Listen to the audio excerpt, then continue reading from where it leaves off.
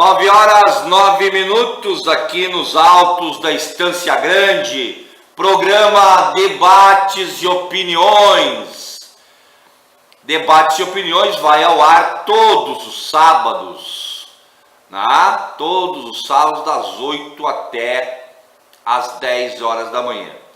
Para você ter uma ideia, né, como as coisas no país são manipuladas, temos duas figuras emblemáticas aí em toda essa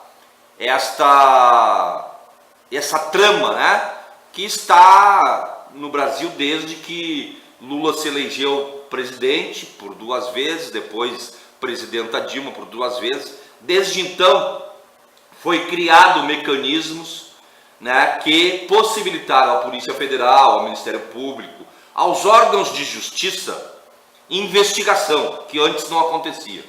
E começou a se descobrir, né, hoje não tem mais nada escondido, tem fatos que são ocultados e fatos que não são divulgados, mas é pouca coisa que ainda está escondido ainda no Brasil em termos de crime, né? A tecnologia favorece que tudo seja apurado, não são apurados porque há vontades aí dos agentes em fazer ou não fazer. E uma das grandes hipocrisias existentes é a questão do Genuíno, né, e do Joaquim Barbosa, né? Como essas pessoas envolvidas, um no julgamento e outra como réu, têm e evoluíram, vamos dizer assim, o seu patrimônio, tá? O hipócrita e o guerrilheiro, tá? De um lado, Joaquim Barbosa, o menino pobre da revista Veja, que comprou um AP, um apartamento de 1.200.000 reais em Miami, em dinheiro vivo, depois de abrir uma empresa de fachada no paraíso fiscal das Ilhas Virgens Britânicas para não pagar imposto no Brasil.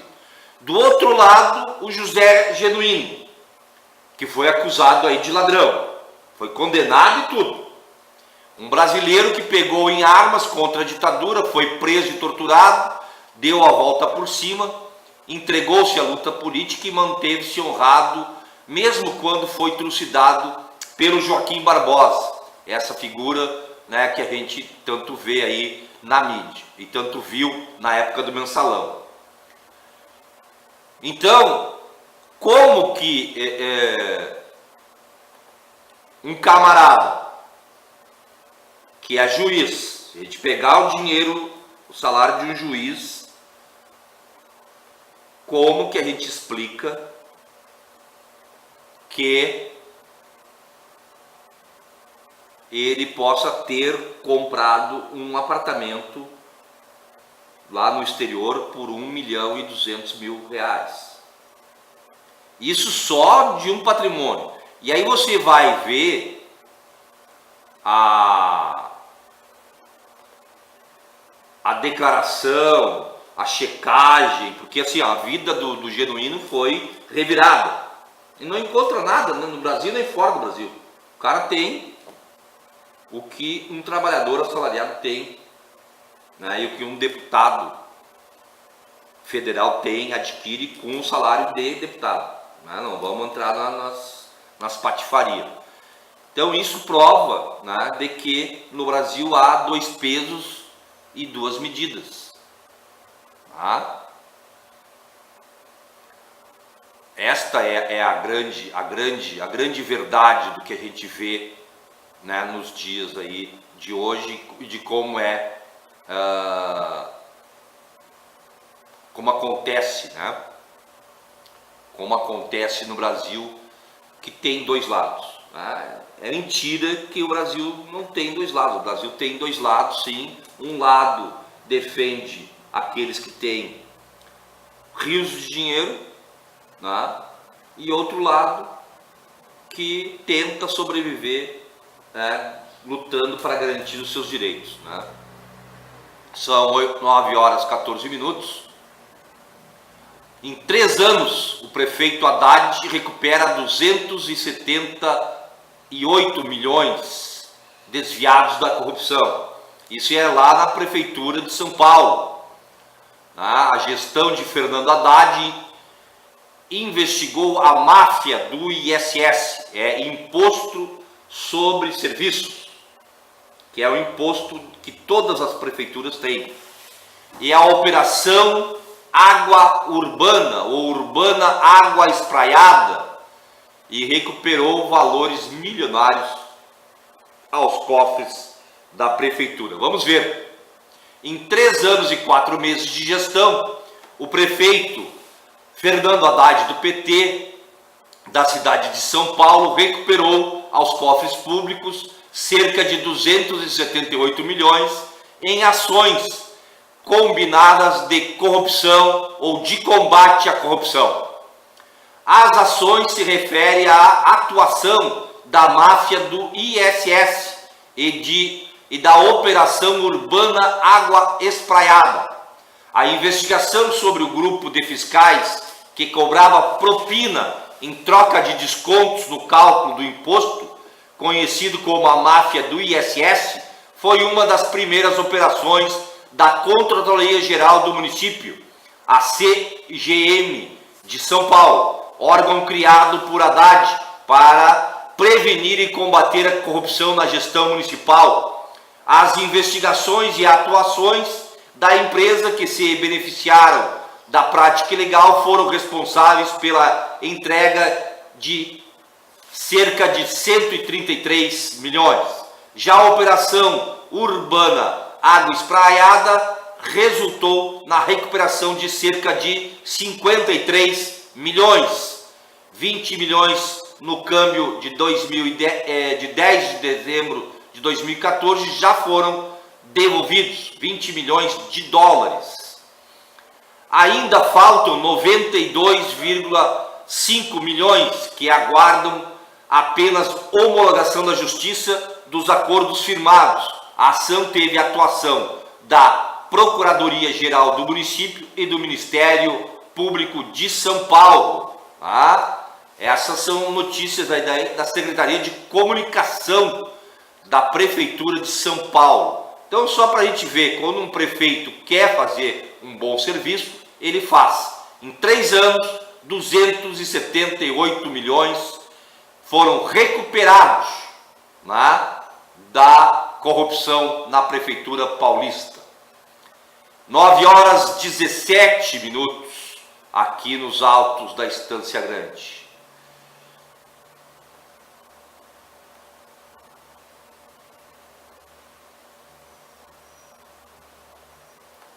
Ainda a respeito das mídias, a Silvia Popovic foi demitida por bater de frente com a Jovem Pan. Diz ela que foi pega de surpresa. Já a Bárbara Gância, diz que Band determinou que ela não falasse no Cunha, no Eduardo Cunha. Vamos ver aqui. Silvia Popovic é demitida por bater de frente com a Jovem Pan. Diante das opiniões explosivas de Marco Antônio Villa e José Peixoto, Silvia Popovic sempre deixou claro no matinal da Jovem Pan que era contra as duras críticas ao governo PT. Talvez este tenha sido o motivo de sua demissão inesperada após poucos meses como âncora do Jornal da Manhã. Assumindo o papel de defensora da situação diante das investidas da bancada a favor de uma mudança proposta pela oposição e desejada por grande parte do povo brasileiro, vide as manifestações que têm ocorrido no país, ela bateu de frente com as diretrizes da rádio. Como consequência, a jornalista saiu de cena sem dar adeus nem qualquer explicação ao ouvinte. já que a empresa admitiu de uma hora para outra de forma desrespeitosa. Abre aspas, estou chateada pelo jeito como foi feito. Essas coisas são feitas de outra maneira, não é assim, te chama, te manda embora, desabafa a jornalista. Mesmo com o abrupto desfecho de sua passagem pelo veículo, Silvia defende seu posicionamento como profissional numa tentativa de ampliar o debate político em hora. Eu tenho um contraponto com as opiniões mais radicais. Acho que essa é uma maneira de ensinar e ajudar o público a entender o assunto e não só colocar lenha na fogueira. Fica claro que suas posições desagradaram o alto escalão da empresa. Diz ela que foi pega de surpresa. E a dona Silvia dançou por ter opinião. Vamos ver o que disseram lá na Band sobre a sua jornalista. Band também demitiu uma jornalista porque ela falava contra o Eduardo Cunha. Então, a dona Bárbara Gância diz que foi demitida da Band porque se recusou a pegar leve com Eduardo Cunha. Em ato no Sindicato dos Jornalistas contra o golpe pela democracia, a jornalista Bárbara Gância contou os bastidores de sua demissão da Band News. Nos fizeram acreditar que Lula inventou a luta de classe. Na década de 60 nós já andávamos de carro blindado, disse ela. Fui demitida da Band porque me recusei a pegar leve com Eduardo Cunha, afirmou. Um belo dia recebo uma orientação. Você não pode falar do Eduardo Cunha, porque ele é primo do Johnny Sayad, dono da emissora. Como assim? Eu sou comentarista, jamais podia aceitar uma coisa dessas, disse a jornalista. Então, o Cunha é primo do Johnny Sayad, dono da Band. Mais uma explicativa aí por que o homem não cai. É uma vergonha nós termos no Brasil um presidente do Legislativo com um monte de contas inexplicáveis. Urgentíssimo, pessoal. Notícia urgentíssima. O governo Sartori do PMDB pretende aprofundar ainda mais os ataques aos trabalhadores da segurança pública, diz o Germir Sindicato. Vamos ver o que está fazendo aí o nosso governador, o gringo bonzinho, o governador Sartori, do PMDB do Rio Grande do Sul, pretende aprofundar ainda mais os ataques aos trabalhadores da segurança pública. Se já vivemos tempos difíceis para os servidores públicos estaduais, as perspectivas para os próximos meses são ainda mais sombrias. Os jornais do dia 4 de abril trazem notícias extremamente preocupantes para a população gaúcha.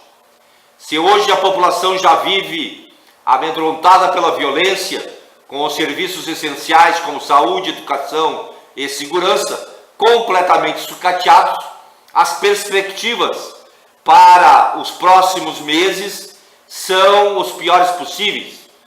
O governo Sartori do PMDB prepara um contingenciamento gigantesco nos investimentos do Estado.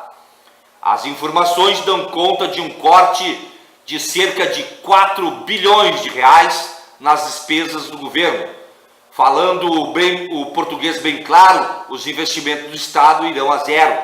O governo já encomendou às secretarias as áreas onde serão efetuados os cortes. Mesmo com um corte dessa dimensão, o governo ainda ameaça o funcionalismo com a possibilidade de acumular 2 meses de atraso no salário.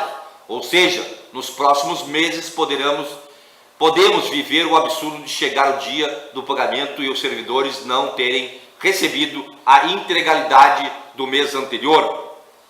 Somente a mobilização pode garantir os salários. Diante desse ataque sem precedente, os policiais gaúchos já estão se mobilizando e não descartam uma greve geral da segurança pública. Uma série de reuniões estão sendo feitas e em todas elas a resposta tem sido clara: os policiais não vão assistir passivamente o governo Sartori e PMDB destruir a segurança pública. Nas reuniões realizadas até agora, os policiais foram unânimes na aprovação do indicativo de greve contra o parcelamento dos salários e em defesa das promoções. Durante esta semana, a União Gaúcha dos Policiais Civis, a UGERMIR, continuará a mobilização. As várias regionais da UGERMIR pelo interior do estado também já estão se reunindo e se posicionando pelo indicativo de greve. Nesta quarta-feira, dia 6, as entidades que compõem o bloco de segurança se reunirão com o diretor-geral do Tribunal de Justiça para solicitar um posicionamento sobre o parcelamento dos salários.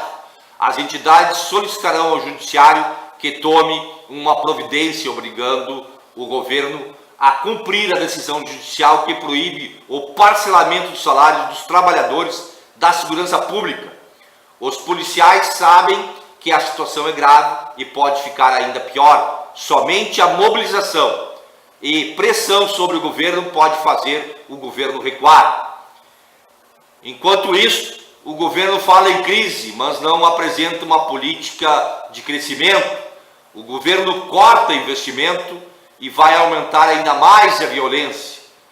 Então esta é a realidade, do governo do estado do Rio Grande do Sul, que desde que assumiu não botou um dinheiro em investimento, só cortou direitos, só cortou salários, As escolas não têm mais os repasses mensais de manutenção das escolas, tem professor e professora comprando giz com o seu dinheiro, o seu minguado dinheiro que não recebe no final do mês, e essa nota urgente aí da União dos Policiais Civis do Rio Grande do Sul, que estão declarando aí uma pré-greve, que vai chegar no Brasil aí, no Rio Grande do Sul, logo, com certeza. São 9h27 aqui nos altos da Estância Grande, programa Debates e Opiniões, produção e apresentação de Itamar Santos. Vamos na nossa música.